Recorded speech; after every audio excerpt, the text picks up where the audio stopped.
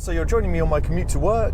I have about 67 mile each way commute, which I do a couple of times a week. So I get up pretty early to miss most of the traffic, 5 a.m. So if I'm looking a bit tired and disheveled, that's why. 5 a.m. starts don't really agree with me.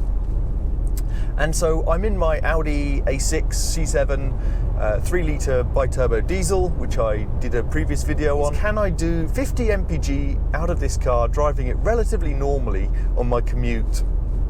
Which I think would be pretty impressive for a 400 or so horsepower car. This is stage 1 tuned, a couple of other minor mods.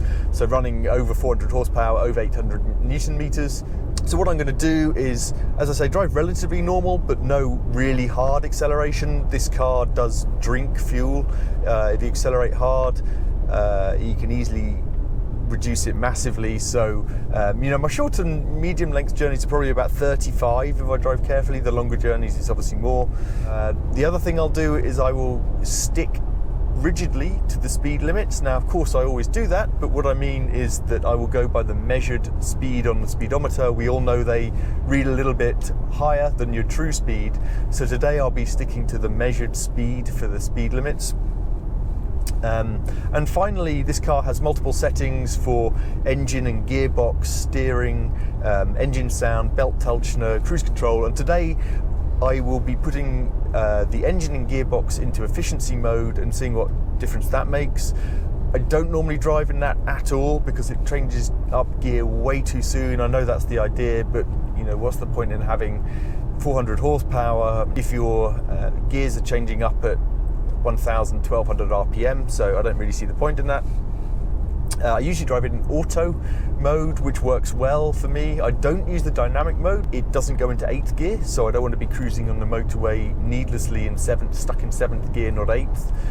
If I want to drive it hard or I want to hang onto a gear a bit longer, I just use the paddles to either permanently put it in the manual mode or just to override the auto gearbox, and the rest of the time auto works very well for me.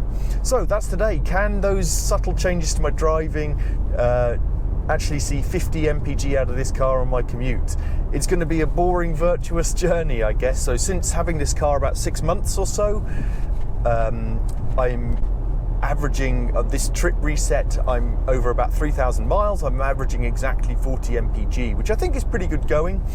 And this car is probably comes the closest to the advertised MPG, which is 44 for this car, out of any car I've owned over the last 20 years. So pretty impressed with that.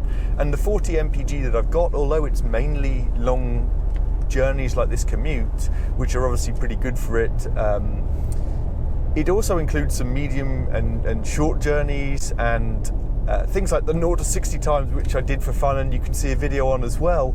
Includes all of those things. So I think getting 40 still is pretty respectable. The caveat with that, of course, is that this is all on the onboard computer.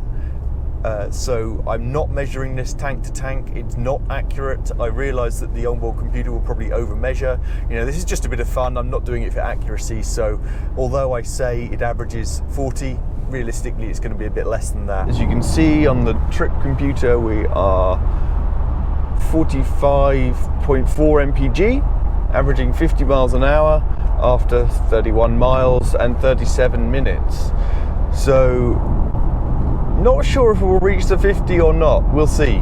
I guess the other thing I just wanted to say is that I almost never use the radar cruise control this car's got, which does work very well, but you can see here it's on with the green radar car symbol in the bottom right on the speedo, and the kind of red ring around the speedo and indicating we're held at 70 miles an hour.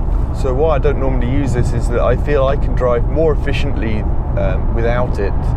I have put it on today because it's not that busy and it's slower speeds.